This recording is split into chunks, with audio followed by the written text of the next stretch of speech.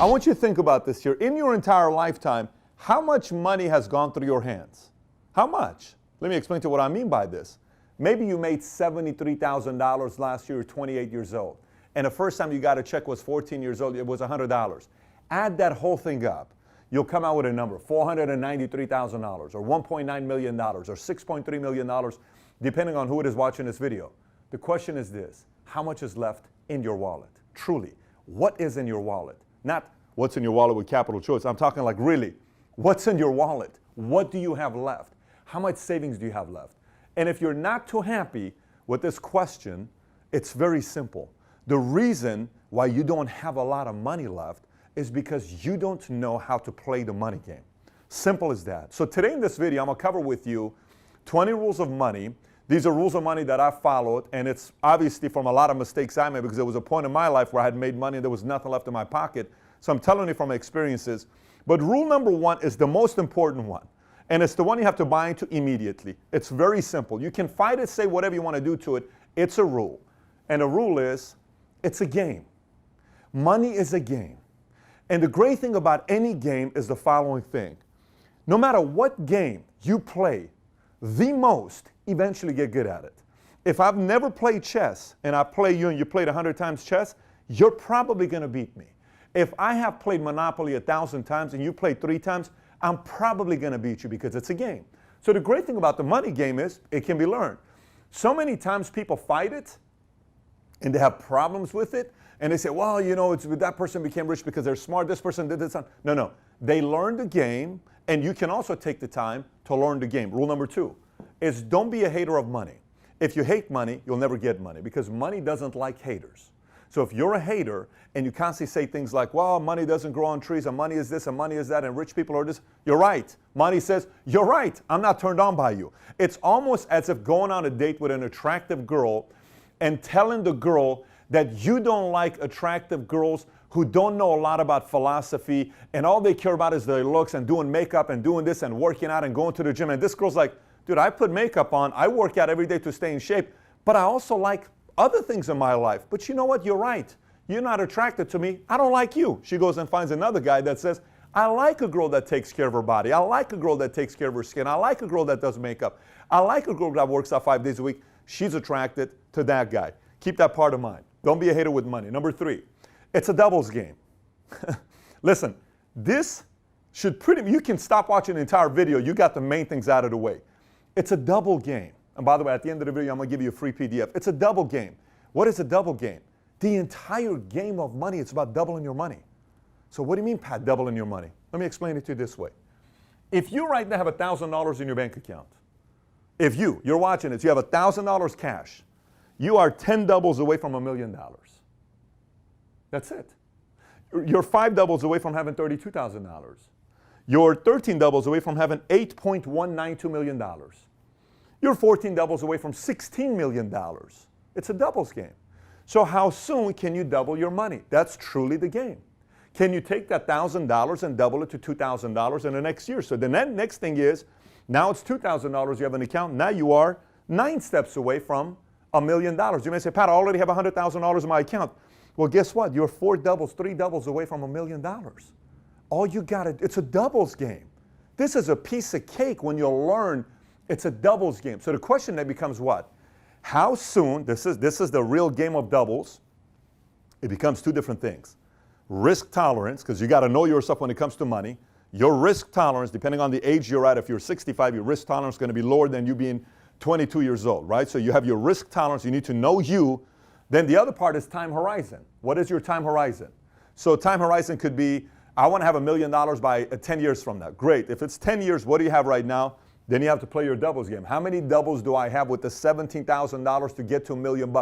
It's a simple game that you can learn what to do. As long as you know your risk tolerance, you know your time horizon, what it is and what the amount is, then you're playing the doubles game. Number 4, seduction. Let me explain to you about seduction, okay? Listen, I use the analogy with ladies because it's just how it is, okay? Money likes to be seduced. Money's attracted to seducers. Just like a woman doesn't like a desperate man, money doesn't like desperate people. Money's not attracted to desperate people who want it so bad because they want to make this money and show it off to everybody. No. Money seduce. You need to seduce money. Seduce money. And all of a sudden money says, oof, I like this guy. I like this girl. Oh my gosh, I'm turned on to you. Don't let money seduce you. You seduce money. It's a seduction game. So whoever learns the seduction game with money, all of a sudden money starts coming from all over the place to you because money is turned on by people that know exactly what they're doing. Money likes investors who know what they're doing. Okay? A girl goes on a date with a guy that knows what he's doing, she's most likely to come back, and then there's experience. So learn how to seduce money. Once you learn this whole thing, you'll get better at this game as well. Next, timing. Timing when it comes down to money. Let me explain about timing. I'm not talking timing like this is the best time to invest into Snapchat or this is the best time to buy the IPO of Facebook and etc. I'm not talking that timing. Although that's a whole different conversation with timing. Timing, I'm talking about running a business. I'll give you an idea. There was a time where logically I had to cut down, okay, in my business. And I had to get rid of 2 or 3 employees. Logically, I had to cut down. But I knew what I was getting ready to do, and I had access to all the information. I decided to double down, and that helped expand the business to new area, new territories. So, and then the other part is cutting down expenses, is you knowing maybe numbers are looking very good, but there's an area that needs to be cut down that no one else knows about the information. You need to cut down because you have access to all the information. So there's got to be a part where you need to know, and this is a thing that we can't teach you. This is not something I can teach you about. But this is going to be a part of it that you're going to learn from experience with timing. Timing with when you buy, timing on when you invest, timing on when you stay light, timing on when you stay liquid, timing on when you go. There's a timing aspect to all those decisions you'll make. Number 6, boredom. Let me explain what boredom means. Money needs to be moved, okay? Again, if a girl is bored with you, she leaves you because you're too boring. Same with men. If a man is bored with a girl, they're going to leave because it's boring. Money doesn't like to be bored. What do I mean? If money stays in a checking account, money's going to somebody else who knows how to use that money. If money is just staying somewhere and it's not working, it's too boring, it goes to somebody else that knows what to do with money. So you got to make sure money's always moving. Money's always moving for you, always moving for you, always moving for you, always working for you, always out there doing something to create more money for you. Next, secret account. You always got to have a secret account. Let me tell you what a secret account is. It's an account that no one knows about. Your wife, your husband, your boyfriend, girlfriend, mom, dad, brother, sister. No one knows about this account. What is this account? It's a crisis account. A crisis account could be cash. A crisis account could be somewhere sitting down that no one knows about. Now, I know you may say, Pat, you just talk about boredom, you talk about this. 2 complete different stories. You got to have a crisis account that's not your emergency fund. I'm not talking emergency fund that this is the right thing to do. I'm talking a crisis account. What saved the business when we were going through difficult times and our company's checking account went to $13,000. I have payroll, commissions, everything. $13,000. Where we're about to shut down the company. It's this close. We're about to shut down the company. What saved us was the crisis account that I had. No one knew about. That money showed up, put it back into the business, saved us. We lasted. We made it through the tough times. And now we're here where we are today. But it's because I had a secret crisis account no one else knew about. You always need to have a secret crisis account. Number 8, don't drive first class until you have $10 million in a bank account. I see so many people spending $2,000 on a flight where they can spend $400. Listen, I'm 6'4", 6'5", 240, and do you know how many times till today I've paid first class? 0. I don't pay first class. Other people pay for my first class, but I don't pay first class. I've been paid first class. I've flown first class many, many times because I have the miles or people pay for my flight. I don't pay first class. And why is that? Here's how I did the math. Now, obviously, I can afford to do it, no problem. But here's how I did the math. You're trying to tell me $2,000 for a first-class flight, and I can get $500 for the same flight. That $1,500 times 9 flights in a month, that's 9,000. That's 9 times what? $1,500 is $13,500, some number like that. You know what I can do with that number? That's 4 employees. That's marketing. That's expansion. Over a year, that's $200,000, $180,000. Why am I going to waste that money? That's an executive I can bring in. That's 2 incredible employees I can bring in. I don't pay first class. Other people pay first class. Once you get $10 million and you want to do it, that's great. At that point, you may want to get yourself a private jet, but don't fly first class. Next, comp plan. Let me explain to you what I mean by comp plan. So no matter what country you live in, okay, I get emails from 100+ countries around the world, and Some of you guys and I talk through your communistic system, how you're upset, and you ask me what to do, and I tell you if it's not going to change, you have to leave. You have to leave a communistic regime you're a part of. Some of you are in socialistic places, France, taxes, Spain. You're upset with the taxes being at where it's at, and I tell you, if you don't see the horizon changing, you need to adjust. But regardless of where you're at, rule number one about your comp plan. Your comp plan of whatever country you live in is your taxes. Study how you get taxed because that's your comp plan. And let me explain to you why the comp plan in America does so well. A lot of people say things like this. They'll say, you know what? I can't believe the tax structure in America benefits business owners. And you know, why is it that they benefit business owners? Because business owners create jobs. If you created jobs, we'd give you a tax benefit. If there wasn't a tax benefit, an incentive for business owners, then who's going to create jobs for all these millions of people that need jobs? So you may say, well, Pat, if the incentives for business owners, shouldn't I be a business owner? Yes. Every single episode's about you becoming an entrepreneur. Yes, you ought to be a business owner. You ought to be an entrepreneur because it benefits you in your comp plan. It benefits you in your comp plan. And position yourself properly by knowing what your comp plan is. Rule number 10, end of the world mentality. Listen, CNN, MSNBC, Fox, Susie Orman, Dave Ramsey, whatever these names you want to go through, all of these names, put them all together. You know what they get paid to do? They get paid to sell crisis. Because if it happens, you got to be ready for it. Okay? And so what happens a lot of times is people get afraid. And they think it's the end of the world. And like that 2008 when the market crisis took place, the market went all the way down to 6,000 some, Dow Jones did. Everybody started pulling their money out. It's at $21,000 today, 21,000 points today. Imagine if you left the money in. How much compounding money was lost? Simply because you thought it was the end of the world. Simply because you thought there was a nuclear world that was going to happen all over the world. By the way, let me explain to you.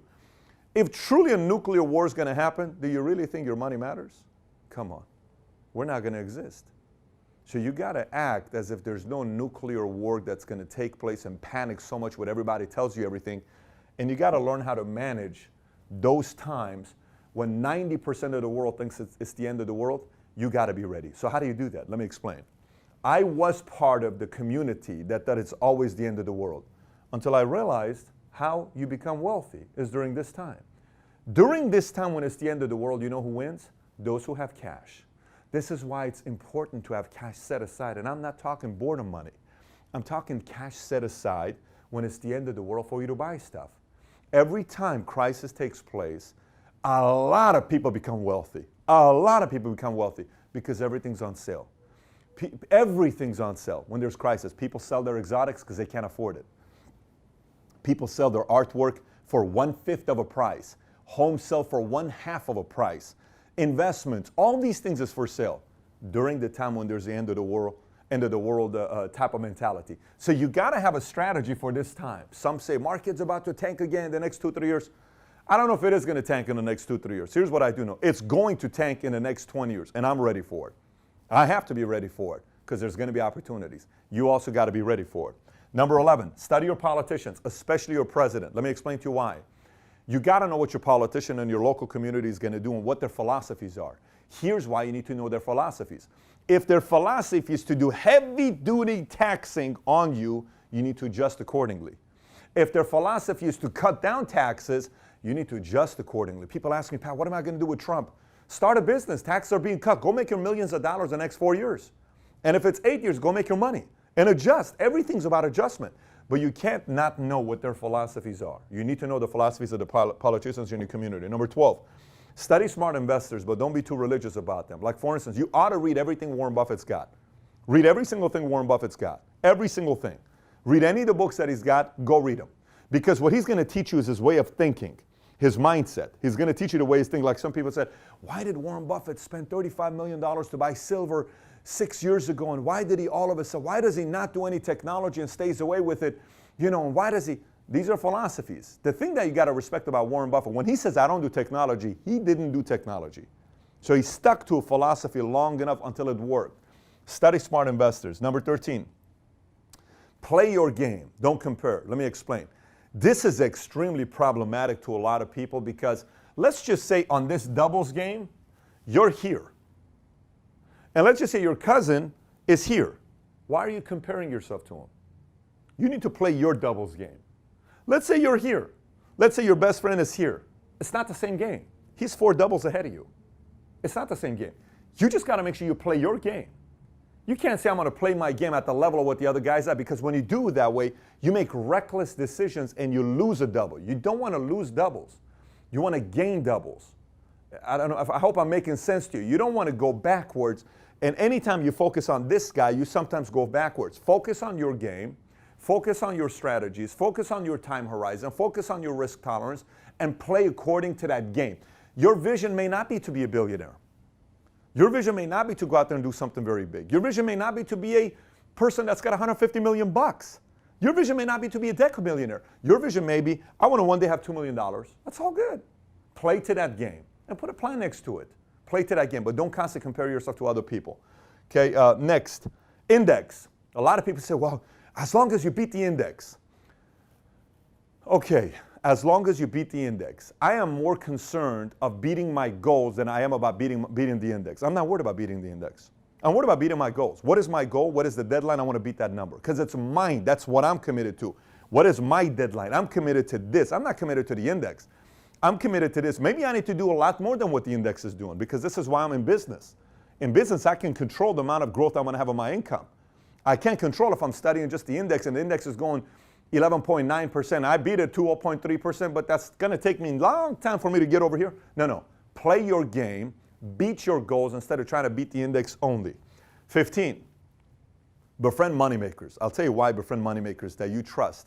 If you're around other people that know how to make money, you're going to make money, which is kind of how things work out. If you're around people that know how to make money, you're generally going to make money. If you're around people that don't even know how to make money or don't even make a lot of money, you're not going to make a lot of money. You know, so know who you're going into business with, know who you're doing things with. Sometimes things seem too sweet or sexy and all this stuff, but you don't know the person. I don't touch any of that stuff. It's important for me to know who I'm going to be doing business with. I hire very slowly, very slow. I fire very fast. The moment I'm done with somebody, boom, gone. 4 people we employ, fire in a day, no problem. I can't do this. The tolerance is not in the right place. We can't do this. We need to move on. But I hire slowly, especially the higher up it is. The more I travel with the person to get to know them. Same exact thing when it comes down to here. Whoever you're going to do business with, befriend them. Travel with them. If somebody's extremely wealthy, go to dinner with them. Get to know their wife. See how they're around their kids. Kind of see their standards of living. See their discipline. See their behavior. And then say, I like this person. I like what their friends say about him. I like how his cousin talks. I like how this is a person I can do money and business with. Number 16. Diversification is for absolute sissies, okay? So if you're a sissy and your risk tolerance is very low, it's okay. It's okay to be a sissy. A lot of people are sissies.